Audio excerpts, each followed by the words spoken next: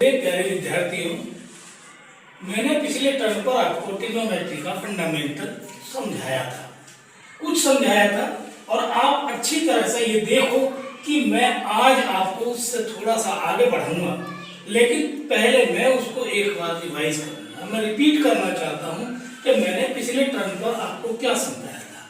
मैंने कहा था कि हमारे पास एक ट्राइंगल है, ट्राइंगल, ध्यान रखोगे, ट्राइंगल, ट्राइंगल, एक एंगल यहाँ पर B है, एक एंगल C है, और ये A को मैंने 90 डिग्री ले लिया, 90 डिग्री। अब आपको मैंने ये बताया भी होगा, आपको ध्यान होगा कि BA, यदि मैं एंगल B लूं, इसे थीटा ले लूं, तो जो BA है ये इसका बेस कहलाएगा। क्या कहलाएगा? बेस। समझ में आ गया? और AC इसका क्या कहलाएगा? Perpendicular, perpendicular, perpendicular. लेकिन जो ये 90 डिग्री के सामने की जो साइड होती है, सबसे लंबी साइड होती है ये, हाँ ध्यान रखना है, ये सबसे लंबी साइड होती है BC, और ये जो BC साइड होती है ये हाइपोटेनस कहलाती है।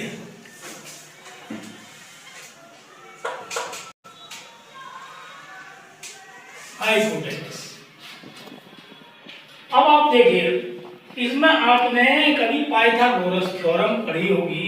पाइथागोरस थ्योरम मैंने वैसे वेरीफाई नहीं की है, लेकिन वेरीफाई भविष्य में मैं करूंगा, बच्चों के लिए, अपनों के लिए सारी चीजें दूंगा एक एक। तो उसमें आपको देखिएगा, ये जो H है इसे H ही कह दें, इसे P कह दें, और इसे B कह दें। तो हाइपोटेनस जो होता है ये H स्क्वायर, ये होता है P square plus B square.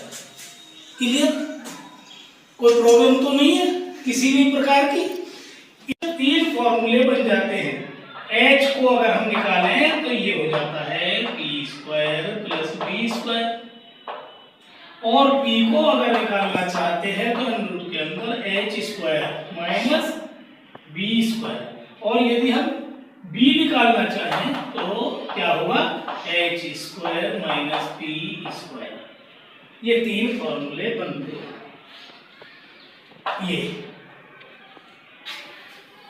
मतलब हाइपोटेनस निकालनी हो, हाइपोटेनस निकालना हो तो इसका स्क्वायर और इसका स्क्वायर ऐड करके स्क्वायर रूट लेना पड़ेगा, ठीक। और यदि ये निकालना हो, बेस निकालना हो, तो इसके स्क्वायर में से इसका स्क्वायर सब्ट्रैक्ट करके उसे भी स्क्वायर रूट में लिखना पड़ेगा। और इसी प्रकार से यदि P निकालना हो तो H square minus B square करके उसका भी स्क्वायर रूट लिखना पड़ेगा। आपको इन बातों का ध्यान रखना पड़ेगा। यदि आपने इन बातों का प्रॉपर्ली ध्यान रखा तो आपसे गलती होने की संभावना नहीं होगी। वैसे तो मुझे ट्रिग्नोमेट्री से पहले आपको ट्रायंगल के बारे में ही बहुत कुछ बताना था, लेकिन मैं अब ट्रायंगल के बारे में टीका टिप्पणी नहीं कर सकता इस समय। आपको जो बताना मैं चाह रहा हूँ इस समय वो यही है कि हम ट्रिग्नोमेट्री को लेकर के चल रहे हैं। तो ट्रिग्नोमेट्री की जान क्या है? ट्रिग्नोमेट्री की जान वो है तीन चीजें, साइन, कॉस और टेन, और इनके तीन भाई भी हैं। पहले लिखूं मैं, नंबर 1 है साइन, नंबर 2 है कॉस, और नंबर 3 है, इसे कहेंगे हम टेन। जो साइन है इसके साथ में हम लगाएंगे थीटा, कॉस के साथ भी लगाएंगे हम थीटा, और टेन के साथ भी लगाएंगे थीटा। इसके भाई हैं 4, 4, 5, 6, ये है। बढ़िया लग रहा है ना? बढ़िया लगेगा भैया? बढ़िया कैसे ना लगेगा? देखो, साइन का भाई है कोसेक, और कॉस का भाई है सेक। सबके साथ क्या लगाओगे? थीटा तो तुम लगा ही रहे हो, इसे तो तुम भूलोगे ही नहीं, कॉट थीटा। अब मुझे बताओ, एक बार और मैं रिपीट करता हूं, sine theta, cosec theta, cos theta, sec theta, tan theta, cot theta. आपका ये क्लियर हो रहा? जो ये बात क्लियर होती जा रही है, इसको अब हम लेकर के चल रहे हैं यहाँ पर P B P upon H H B. देखो कितना बढ़िया है, बहुत बढ़िया है। देखो इसमें नंबर डाल दूं 1 2 3 1 2 3 1 1 2 3 1 2 3। ध्यान रखोगे 1 2 3 1 2 3। ध्यान रखोगे, इस बात को विशेष रूप से ध्यान रखना पड़ेगा आपको। और आपको ये भी देखना पड़ेगा कि सबसे पहले नंबर पर आ रहा है, इसको तो मैंने बताया था कि पाकिस्तान को तो भूखा प्यासा रहना ही बेचारे को है ही पहले से ऐसे ही, क्योंकि भारत से जन्म लिया है लेकिन भारत का हिसाब नहीं दे रहा, अपने बाप से बिगाड़ रहा। जो अपने बाप से बिगाड़ रहा हो वो खुशी तो रह ही नहीं सकता। तो भारत से बिगाड़ी पाकिस्तान ने, तो पाकिस्तान तो भूखा प्यासा रहना और हिंदुस्तान तो हरा भरा रहना। क्यों? हिंदुस्तान ने सदैव ही सबकी सहायता की है, ये हमेशा परमार्थ के लिए जिया है और पाकिस्तान स्वार्थ के लिए। स्वार्थ इतना अंधा कि भारत में से ही लड़ाई के चक्कर में पड़ गया, इसलिए भूखा प्यासा ही रह गया। ठीक है, और हरा भरा कौन है? हिंदुस्तान। तो अब आप देखिए साइन थीटा, मैंने कहा कि सबसे पहला है P अपॉन H, पहले नंबर पर P अपॉन H। दूसरे नंबर पर आता है B अपॉन H और तीसरे नंबर पर आ रहा है P upon B। P upon B पहले नंबर पर क्या है? P upon H। भैया इसके हैं जरूर ये कोसेक साहब, साइन के साइन थीटा के भाई जरूर है ये कोसेक साहब, लेकिन कोसेक साहब हैं उल्टे, उल्टे चलते हैं। अब देखो इन साहब की बात क्या हालत है। कोसेक थीटा को हम कहने लगे कि भाई h अपॉन p, क्या कहें इसे? h upon p। और इसे क्या कहें? cos थीटा, कोसेक थीटा है इसका उल्टा भाई है, और उल्टा चलेगा तो h upon b, h upon b। और यहाँ पर tan है तो tan को हम कहेंगे b अपॉन p, ये p अपॉन b है तो वो b अपॉन p। क्या शानदार हालत है। यहाँ तक का मैंने तुम्हें पहले कुछ चीजें समझाई थी। अब यहाँ से आगे हम आगे बढ़ना चाह रहे हैं तो उसे भी देख लो और ध्यान से देखो कि इनमें आपस में संबंध क्या बना। साइन थीटा का कोसेक थीटा उल्टा, साइन थीटा का कोसेक थीटा उल्टा है, तो इसलिए साइन थीटा का कोसेक थीटा उल्टा है तो हमें लिखना क्या पड़ेगा? यहाँ लिखें या यही लिखते हैं? अभी यही लिखते हैं तो यही लिखते हैं हम। भाई देखो साइन थीटा ये हो गया भैया 1 कोसेक थीटा, उल्टा है ना, ये उल्टे उल्टे खेल हैं इनके। तो यहाँ पर नंबर 1 में मैंने लिखा है तो यहाँ पर समझा के लिखूंगा क्या कि भाई कोसेक थीटा को ऊपर ले जाओगे तो साइन थीटा रूट के नीचे चले जाएंगे, ये रूट के नीचे आ गए, वो छत पे जाते हैं तो ये जमीन पे आ जाते हैं, वो जमीन पे जाते हैं तो वो छत पे आ जाते हैं। तो ये हाल है इनका। और दूसरे नंबर पर जो है cos थीटा, इनका भी यही हाल है, बिल्कुल सेम सेम, जरा सा भी अंतर नहीं है भाई। यहाँ क्या हो जाएगा 1 अपॉन सेक थीटा, और यहाँ पर अगर हम सेक थीटा को लेंगे तो सेक थीटा हो जाएगा 1 अपॉन कॉस थीटा। यहाँ पर हम तीसरे नंबर पर चलेंगे तो हाल उनका भी जनाब का वही है जो है ना पहलों का था। यहाँ पर ले रहे हैं ये टेन थीटा, तो टेन थीटा हो जाता है 1 अपॉन कॉट थीटा, और कॉट थीटा को क्या लिखेंगे? हो गए गए कहाँ गए? ऊपर, तो नीचे आ गए tan theta, 1 upon tan theta.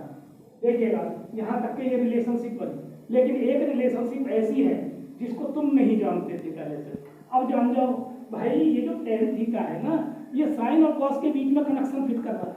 कैसे कर रहा है देखो जरा, टेन थीटा ये हो गया sine theta upon cos theta,